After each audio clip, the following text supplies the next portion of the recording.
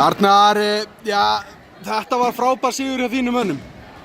Ertu ekki ánægður með bara spilamennskuna heilt yfir? Já, bara svona heilt yfir var þetta mjög fínt í dag.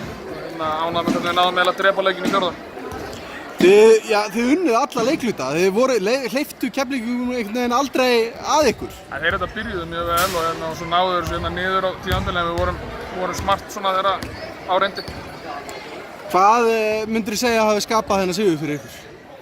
Bara svona liðsframmistaða, ég held að við höfum getað rúllað aðeins meira mönnum með þeir og það skilaði því að við vorum kannski ferskari heilt yfir.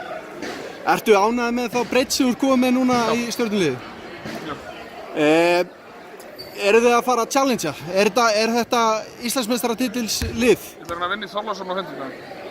Það er bara næsti leikur, ekkert meira? Já, ég er að tala um hvað var að gerast í úrslitakeppninni, það er alltaf langt í það. Við erum bara, það er mjög stóri leikir núna framöndan áður en við förum í bikarinn og þannig að það er bara nóg framöndan og maður er að fara að hugsa um eitthvað í hvenær byrjar hann, mars eða apríl. Mars. Það er að fara að hugsa um það núna, þá er ekki allt með földu sko. Ekki spurning. Takk fyrir þetta Arnar og gangi ykkur vel.